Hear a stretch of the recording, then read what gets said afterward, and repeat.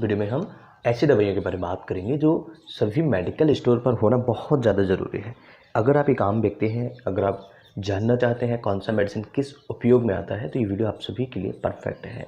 शुरू करते हैं वीडियो, समझते हैं कौन से मेडिसिन आपके मेडिकल स्टोर पर होना बहुत ज़्यादा ज़रूरी है। चलिए मैं आपको बताता हूँ। सबसे पहला मेडिसिन होता है स्टमक पेन। स्टमक पेन में जो दवाइयाँ यूज होती हैं वो दवाइयाँ आपकी मेडिकल स्टोर पर, इवन आपके घर पर भी होना बहुत ज़्यादा ज़रूरी है। इसके अंदर डाइसाइक्लोमाइन सबसे ज़्यादा यूज होता है और डाइसाइक्लोमाइन पेट दर्द के लिए यानी एब्डोमिनल पेन के लिए बहुत अच्छा मेडिसिन माना जाता है। डाइसाइक्लोमिन कॉम्बिनेशन के साथ में भी आता है, जिसे मेफेनेमिक एसिड प्लस डाइसाइक्लोमिन के नाम से जानते हैं। तो मेफेनेमिक एसिड प्लस डाइसाइक्लोमिन का टैबलेट जो मार्केट में आपको अवेलेबल हो जाता है वो मिलता है मेफ्टाल स्पास के नाम से। इसके अंदर mefenamic acid and dicyclomine hydrochloride देखने को मिल जाता है। यहाँ पर आप देखेंगे 250 mg में मेफेनेमिक एसिड है जो आप सभी के लिए एक एवरेज डोज होता है, और 10 mg डाइसाइक्लोमाइन है। ओके, अब नेक्स्ट दवा के बारे में बात करें दोस्तों, तो पेन किलर। पेन किलर सभी मेडिकल्स पर होना बहुत ज़्यादा ज़रूरी है। मैं आपको बताता हूँ क्यों पेन किलर आपके मेडिकल स्टोर पर होना ज़रूरी है। ये दवा इसलिए ज़्यादा ज़रूरी है क्योंकि डाइक्लोफिनेक जो मेडिसिन आता है, डाइक्लोफिनेक जो दवा आती है, कई जगह पर इसके कॉम्बिनेशंस भी देखने को मिल जाते हैं। तो डिक्लोफिनेक जो दवा है ये दर्द निवारक दवा होती है। पेन किलर यानी कि दर्द को कम करने वाली। तो जो दर्द को कम करने वाली दवा होती है ये आपके मेडिकल स्टोर पर हमेशा अवेलेबल होना चाहिए, जिसे हम एनाल्जेसिक के नाम से भी जानते हैं। इसके अंदर diclofenac, paracetamol, aceclofenac, paracetamol, nimesulide, paracetamol. अब यहाँ पर एक समझने वाली बात है, नीमोसाइड। नीमोसाइड को बच्चों में बिल्कुल भी उपयोग न करें क्योंकि ये वैन है। एडल्ट्स में भी उपयोग नहीं करना चाहिए। जहाँ पर डॉक्टर को लगता है कि नीमोसाइड देने की ज़रूरत है तभी डॉक्टर इसे उपयोग करते हैं, लेकिन आपको मेडिसिन नीमोसाइड बिल्कुल भी यूज नहीं करनी है, ये वैन है।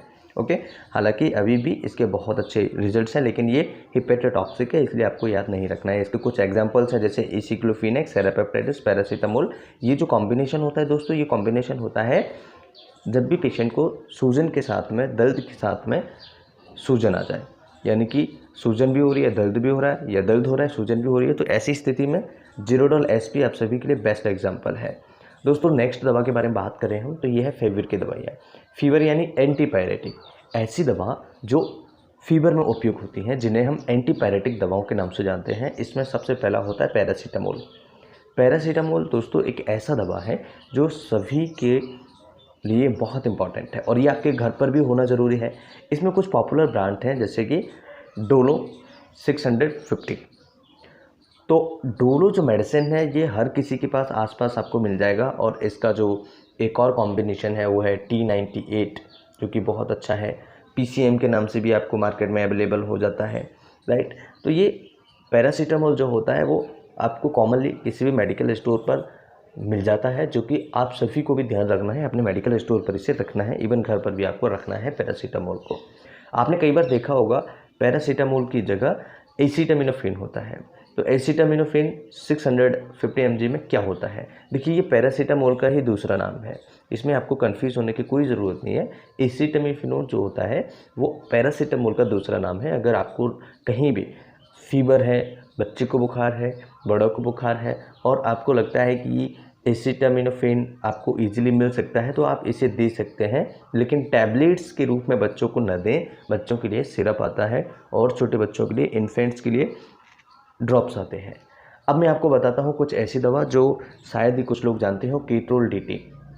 दोस्तों कीट्रोल DT 10 mg में आपको मिल जाता है और इस दवा का उपयोग होता है दांत दर्द को ठीक करना। तो इसके अंदर जो होता है कीट्रोल DT के अंदर कीट्रोलेक ट्रोमेथामाइन, ये बहुत ही अच्छा दवा है, रेड्डी कंपनी इसके द्वारा बनाया जाता है, और ये यूज होता है जब भी पेशेंट को दांत में दर्द होता है तब इसका उपयोग करते हैं। 1 टैबलेट सुबह, 1 टैबलेट शाम को।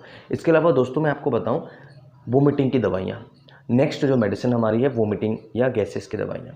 तो दोस्तों जब भी किसी मरीज को वोमिटिंग या गैस बनता है या वोमिटिंग होती है, ऐसी स्थिति में उस मरीज के मेडिकल पे जाने पे बहुत सी दवाइयाँ कॉमनली हो जाती हैं। तो अगर ये दवाइयाँ आपके मेडिकल स्टोर पर नहीं है तो फिर आप समझ लीजिएगा कि आप मेडिकल स्टोर अच्छे से रन नहीं कर पाएंगे। यहाँ पर आप देखिएगा ऑन्डेंसेट्रॉन और डोमपेरेडोन, तो ये दोनों दवाइयाँ जो है ये वोमिटिंग को रोकती हैं। और स्पेशली ऑन्डेंसेट्रॉन की अगर हम बात करें तो ये आपके ब्रेन में जाकर के आपकी उल्टियों को रोकता है, और डेम्पेडन जो होता है ये आपकी मितली आना यानी कि उल्टी जैसी इच्छा होना, इसे रोकता है। साथ ही साथ दोस्तों रेनिटिडिन साथ ही साथ पेंटोप्रोजोल, ये दवा दोस्तों उस वक्त काम आती हैं जब किसी को गैस बन रहा हो। तो गैस के वक्त पर आपको जो दवाइयाँ यूज होती हैं वो होती हैं रेनिटिडिन एंड पेंटोप्रोजोल। हालांकि रेनिटिडिन बैन हो गया है, रेनिटिडिन यूज नहीं करना है, इसकी जगह पे आप पेंटोप्रोजोल उपयोग करें। साथ ही साथ रेबिप्रोजोल, इसमप्रोजोल, ये भी आप उपयोग कर सकते हैं, राइट। तो ये आपके कुछ पॉपुलर ब्रांड्स हैं जैसे कि पेंटो 40, रेबिकन DSR, राइट, और इसके साथ में ईसोम 40, ईसोम 20, ठीक है, जो बच्चों में उपयोग किया जाता है। इसे आप गैस के लिए उपयोग करते हैं और वोमिटिंग के लिए ये दोनों दवाइयाँ ऑन्डेंसेट्रॉन एंड डोमपेरिडन का उपयोग किया जाता है। ये भी आपके मेडिकल स्टोर पर होना बहुत ही ज़्यादा आवश्यक है। अगर घर में किसी को वोमिटिंग्स होती हैं तब भी आप इसे रख सकते हैं। जैसे वोमिकाइन टैबलेट का नाम है वोमिकाइन MD4, वोमिकाइन MD8, इस प्रकार से दवाइयाँ जो आती हैं वो आपके मेडिकल स्टोर पर होना आवश्यक है बहुत ज़्यादा। दोस्तों बात करते हैं एस्पिरिन के बारे में। एस्पिरिन का क्या उपयोग है? देखिए, ये वैसे तो खून को पतला करने वाली दवाइयों के अंदर आता है, लेकिन इससे सिर दर्द, इससे बुखार कम हो जाता है, इससे हल्का फुल्का दर्द भी कम हो जाता है। ये आपको 325 mg में देखने को मिल रहा है, लेकिन ये आपको 75 mg में भी ईजिली मिल जाता है। तो ये एस्पिरिन नाम है इसका। और एक बात ध्यान रखें, जिनका प्लेटलेट लो है ऐसी स्थिति में इस दवा का उपयोग भूल कर भी नहीं करें, क्योंकि ये क्या करता है, प्लेटलेट को और ज़्यादा तोड़ेगा, मतलब खून को पतला करेगा तो आपकी खून पतला हो जाएगा और प्लेटलेट भी ज़्यादा टूटेगी, राइट। तो ऐसी स्थिति में आपको बिल्कुल भी नहीं यूज करना है। जिनको भी डेंगू होता है या जिनको भी खून पतला हो जाता है, ऐसी स्थिति में बिल्कुल भी उपयोग नहीं करें। दोस्तों दूसरी हमारी दवा है मेथासन, जिसे हम डेक्सामेथासन के नाम से जानते हैं, और कई लोकल ब्रांड से आपको मेथासन है, डेक्सा है, डेमिसोन है, इस तरह के नाम आपको देखने को मिल जाते हैं। तो यहाँ पर इसका यूज क्या है? देखिए, ये एक स्टेरॉयड है और स्टेरॉयड दवाएं आपके शरीर में जाती हैं तो ये इन्फ्लेमेटरी कंडीशन को कम करती हैं, दूर कर देती हैं। जैसे लंग्स के अंदर इन्फ्लेमेशन है, उसकी वजह से सांस नहीं ले पा रहे हैं, तो आपको डेक्सामेथासन से जल्दी रिलीफ मिल सकता है। तो डेक्सामेथासन बिना डॉक्टर की सलाह के उपयोग न करें। ये स्टेरॉयड दवाएं हैं, और लेकिन आपके मेडिकल स्टोर पर होना ज़रूरी है। कभी किसी को रिएक्शन हो जाता है तब भी इसका उपयोग किया जाता है। दोस्तों बात करते हैं स्टमक इरिटेशन यानी कि पेट में जलन होने वाली दवाइयों के बारे में। जब भी किसी को पेट में दर्द होता है, स्टमक इरिटेशन होता है, पेट में जलन होता है, तब डाइजिन का उपयोग किया जाता है। डाइजिन से आपके पेट की जलन बंद हो जाती है। इसे एंटासिड और एंटी गैस के नाम से भी हम जानते हैं। एंटासिड यानी कि आपके पेट की जलन को कम करती है, एंटी गैस यानी कि गैस को कम करती है। और इस कैटेगरी में आप पेंटोप्रोजोल, जो गैस की कैटेगरी है, एंटी गैस की कैटेगरी है, इसमें आप पेंटोप्रोजोल को भी रख सकते हैं, जो हमने पीछे समझाता है। आगे हम नेक्स्ट वीडियो में हम एक अलग से वीडियो बनाएंगे जिसमें हम समझेंगे पेंटोप्रोजोल के अंदर यानी कि एंटी गैस के अंदर कौन सी दवाइयाँ आती हैं जो बहुत अच्छे होते हैं और बहुत अच्छे ब्रांड्स होते हैं, जो आपके क्लिनिक्स पे या अपने घर में या आपके मेडिकल स्टोर पर होना बहुत ज़्यादा आवश्यक है। अब बात करते हैं दोस्तों एंटी एलर्जिक दवाइयों के बारे में। एंटी एलर्जिक दवाइयाँ कुछ ऐसी दवाइयाँ होती हैं जिससे आपके शरीर में एलर्जी को कम किया जा सके। जैसे कि आपकी स्किन पर लाल लाल चकत्ते हो गए, नाक से पानी आ रहा है, आंखों से पानी आ रहा है, आंखें लाल हो गई, या कोई मेडिसिन रिएक्शन कर जाती है, तो ऐसी स्थिति में एंटी एलर्जिक दवाइयों का उपयोग किया जाता है। छींकें आ रही हैं, आपको जुकाम हो गया है, ऐसी स्थिति में एंटी एलर्जिक दवाइयाँ उपयोग की जाती हैं। अब एंटी एलर्जिक दवाओं में दोस्तों सिट्रिजिन सबसे पहला आता है और एविल आता है। तो सिट्रिजिन एक टैबलेट डेली दे सकते हैं। एविल जो टैबलेट है ये आपके रिएक्शंस को रोकती है। ये फिनेरमिन मैलेट इसके अंदर आता है, जो कि 25 mg में आपको बड़े आसानी से मेडिकल स्टोर पर मिल जाता है, जो इसका नाम है एविल 25। ओके, तो आपको ध्यान रखना है 0.25 के नाम से भी आप मार्केट में आपको ये अवेलेबल हो जाता है डोज में, राइट। और यहाँ पर सिट्रिजिन जो है वो 10 mg आपको मिल रहा है। तो आप देखने को मिलेगा कि जब भी किसी को रिएक्शन होता है, कोई मेडिसिन रिएक्शन कर रही है, तो एविल जरूर दे दीजिएगा उस मरीज को, राइट। या किसी पेशेंट को अगर आपने देखा होगा लाल लाल चकत्ते हो जाते हैं स्किन पर और उसको एलर्जी जैसी कंडीशन होती है, ऐसी स्थिति में एविल दे सकते हैं पेशेंट को और डेक्सा भी दे सकते हैं। अब अगर दोस्तों बात करें, ये बहुत ही इसके ब्रॉड यूजेस हैं और मैं आपको बताना चाहूँगा कुछ अलग फार्मूले जो कि एंटीबायोटिक्स हैं। तो एंटीबायोटिक्स दोस्तों किसी को भी घर पे उपयोग नहीं करने चाहिए। क्योंकि इसके डोज अलग होते हैं, बच्चों का अलग है, फीमेल्स का अलग है, एडल्ट्स का अलग है, और ये रेजिस्टेंस हो जाती हैं दवाइयाँ। जब भी आप एंटीबायोटिक्स का उपयोग करते हैं तो दवाएं रेजिस्टेंस हो जाती हैं, आपके शरीर में काम नहीं करती। ऐसी स्थिति में आपको काफ़ी सारी परेशानी झेलनी पड़ सकती है।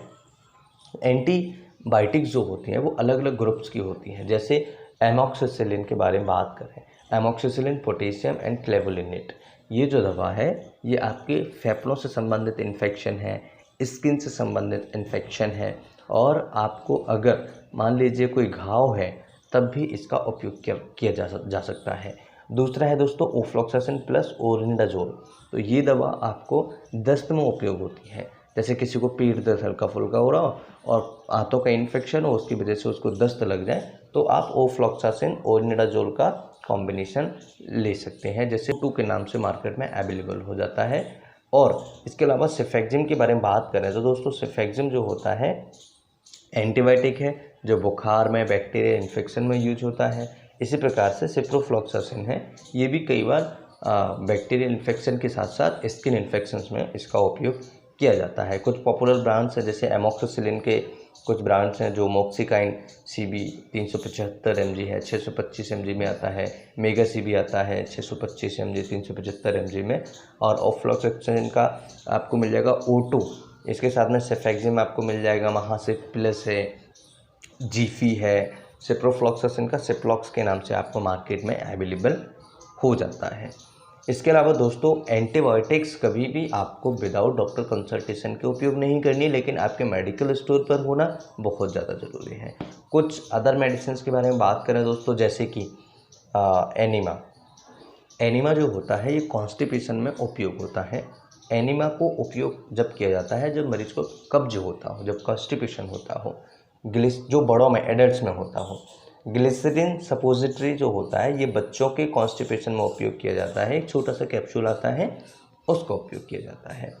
बी कॉम्प्लेक्स की अगर हम बात करें तो ये जब भी किसी को छाले मुंह के अंदर हो जाते हैं तब उपयोग किया जाता है, पेट खराब होता है तब उपयोग किया जाता है। साथ ही साथ अगर हम बात करें इस मेडिसिन के बारे में तो ये मेडिसिन बहुत इंपॉर्टेंट है। आइसोसॉर्बाइड डेनेट्रेट जो दवा है ये हर मेडिकल पर होना ज़रूरी है। जब भी किसी को हार्ट से संबंधित कोई प्रॉब्लम होती है तो इस दवा को जीभ के नीचे, टंग के नीचे रख दिया जाता है और ये फास्ट रिलीफ करती है, फास्ट काम करती है, बहुत जल्दी ही एब्जॉर्ब होके हार्ट की कंप्लेंट्स को थोड़ा कम कर देती है। साथ ही साथ कैल्शियम वाली दवाइयाँ, ऐसे मरीज़ जिनको कैल्शियम की दवा है, कैल्शियम की कमी है, कैल्शियम की दवा चल रही है, तो ऐसी स्थिति में कैल्शियम की दवा आपके मेडिकल स्टोर पर होना बहुत ज़्यादा ज़रूरी है।